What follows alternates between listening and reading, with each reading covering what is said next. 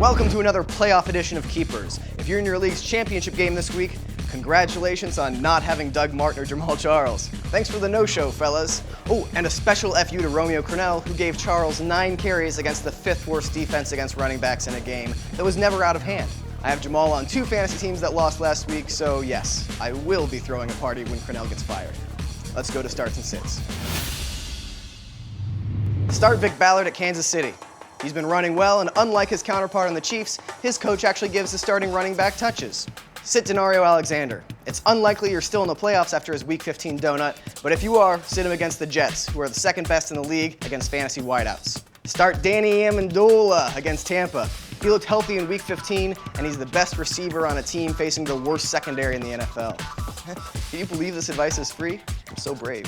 Start Reggie Bush. He's been hot lately, and he'll be facing a Bills defense that made Marshawn Lynch look like Jim Brown. Sit Russell Wilson.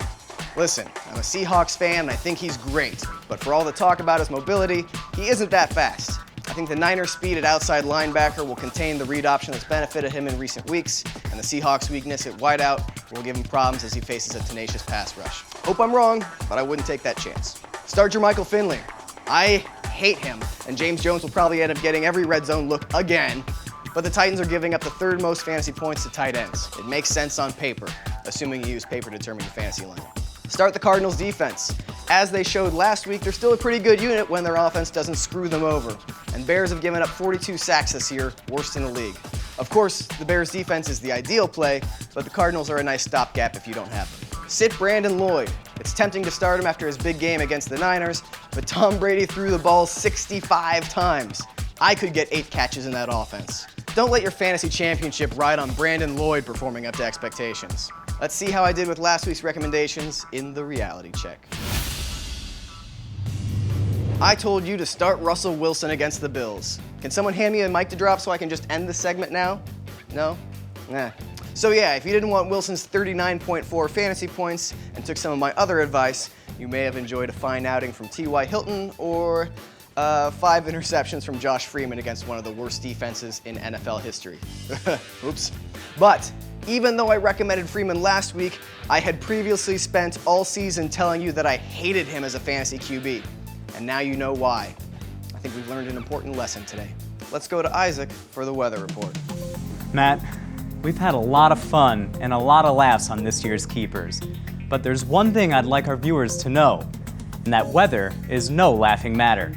If you respect Mother Nature will respect you too. So always heed your local meteorologist and keep asking questions like, how the f those clouds get up there? Back to you, Matt. Thank you, Isaac. Time for Hire and Fire. Hire the Christmas spirit and fire that bad attitude, Scrooge. I know we take fantasy football really seriously, often at the expense of spending time with our families, but this holiday season, try to remember that whatever joy or sorrow you get from playing fantasy football pales in comparison to the human heart's capacity for love.